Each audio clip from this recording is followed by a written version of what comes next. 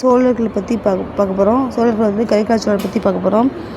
காவிரி வடநில பகுதியும் தமிழ்நாட்டில் வடப்பகுதியும் ஆண்டவர்கள் தான் சோழர்கள். சோழர்கள் தலைநகரம் வந்து ஒரேதாக இருந்துச்சு. காவிரி ஆறுக்கு வங்கக்கடலில் கலக்கும் இடம் தான் பூம்புகார். பூம்புகார் வந்து காவிரி பூம்பட்டினம் சொல்லிட்டு அழைக்கலாம். காவிரி பூம்பட்டினம் வந்து அவரோட சோழர்களுடைய துறைமுகப்பட்டினமாக விளங்கிச்சு. கடலூர் உத்தரகண்ணர் அவர் வந்து சங்ககால புலவர் வந்து பார்த்திங்கன்னா பட்டினப்பாலை என்ற பாடலை வந்து இயற்றியிருக்காரு. கடலூர் உத்தரகண்ணர். இந்த பட்டினப்பாலையில் தான் வந்து காவிரி பூம்பட்டினம் குறித்து குறிப்பு இருக்குது. நெக்ஸ்ட்டு காவிரி பூம்பட்டினத்தில் வந்து ரொம்ப ஃபேமஸாக வந்து வணிகம் வந்து நடந்துச்சு. இந்த வணிகத்தை பற்றி சிலப்பதிகாரத்தில் வந்து குறிப்பிட்டிருக்காங்க. அதுக்கப்புறம் வந்து பிற்கால சோழர்களில் ஆட்சியில் வந்து உச்சத்தை எட்டியவர் யாருன்னா கரிகால சோழன் ஆட்சியில் தான் வந்து பாசனீர் வந்து ஃபேமஸாக இருந்துச்சு. பாசனீர் மேலாண்மைக்கு வித்திட்டவர் பார்த்திங்கன்னா கரிகால சோழன் தான். சோழர்களின் நச்சினை வந்து புலி.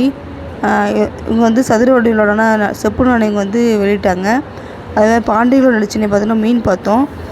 சோழர்களோட அந்த நாணயங்களை பார்த்திங்கன்னா முகப்பில் வந்து புலியின் உருவமும் மறுபுறத்தில் வந்து யானை மற்றும் புழுதி சின்னமும் காணப்படுது. அதேமாதிரி பாண்டியர்களை பார்த்தோம். ஒரு புறத்தில் வந்து நாணயத்தில் வந்து யானையின் வடிவம், மற்றொரு புறத்தில் வந்து மீன் உருவம் பார்த்தோம். சோழர்கள் வந்து சங்க காலத்தில் வந்து சோழ நாடு சொல்லிட்டு அழைக்கப்பட்டது. திருச்சி மாவட்டத்திலிருந்து தெற்கு ஆந்திர பிரதேசம் வரையிலான பகுதி தான் சோழ நாடு சொல்லிட்டு அழைக்கப்பட்டது. சோழர்கள் தலைநகர் வந்து ஸ்டார்டிங் வந்து உறையூராக இருந்துச்சு. அதுக்கப்புறம் வந்து புகாராக இருந்துச்சு. சங்ககால சோழர்களே சிறப்பு வாய்ந்தவர் யாருன்னா கரிகால் சோழன் யாருன்னா இளஞ்செட் சென்னியின் மகன் தான் கரிகால சோழன். அவரது இளமை காலம் அவரோட போர் வெற்றிகள் பற்றிலாம் பட்டினப்பால் வந்து மென்ஷன் பண்ணுறாங்க. சேரர்கள், பாண்டியர்கள், 11 குறுநில மன்னர்கள் அடங்கிய பெரிய படையை வந்து கரிகால சோழன் வந்து பார்த்திங்கன்னா வெண்ணி போரில் வந்து முறியடித்தார். இதே பார்த்தா பாண்டியர்களை பார்த்தோம். பாண்டியர்கள் வந்து நெடுஞ்செழியன் வந்து பார்த்தோம். வந்து தலையாளங்க இடத்துல வந்து கூட்டுப்படை வந்து வென்றாருன்னு.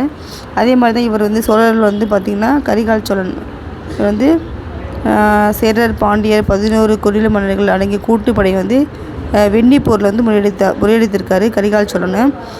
அவர் மேற்கொண்ட மற்றொரு போர் தான் வாகை பரந்தலை போர். அவர் வந்து கரிகால் சோழன் என்ன பண்ணார்னா 9 குறுநில மன்னர்களை மண்டியிட செய்தார். அவர் முன்னாடி வந்து மண்டியிட்டாங்க அது 9 குறுநில மன்னர்கள். காவிரி ஆற்றின் குறுக்கே வந்து கல்லணை அமைத்தார் கரிகால சோழன். நீர்ப்பாசன ஏரிகளை அமைத்தார் அவர். நெக்ஸ்ட் வந்து சங்க காலத்தில் வந்து சோழ அரசு வந்து வேங்கடமலை வரை வந்து பறந்து விழுந்து இருந்துச்சு. காவிரி கழிமுக பகுதியின் மையப்பகுதி தான் சோழ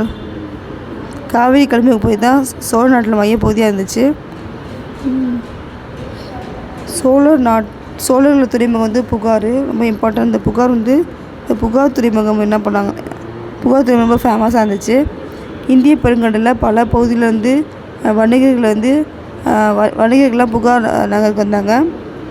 புகாரில் வந்து வணிகம் பண்ணாங்க. பட்டினப்பாலை அது வந்து 11 கீழ்கணக்கு நூலை சார்ந்த நூல் தான் பட்டினப்பாலை.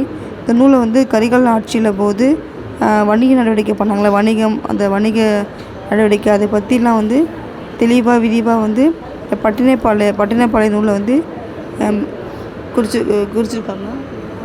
முக்கியம் வாய்ந்த சோழ அரசர்கள் வந்து இளஞ்செட் சென்னி, கரிகால் வளவன், கோச்செங்கோணன், கிள்ளி வளவன், பெருநர் கிள்ளி. கரிகாலன் தான் பார்த்திங்கன்னா சங்ககால சோழ அரசுகளை வந்து தலையானவனாக அறியப்படுறாரு.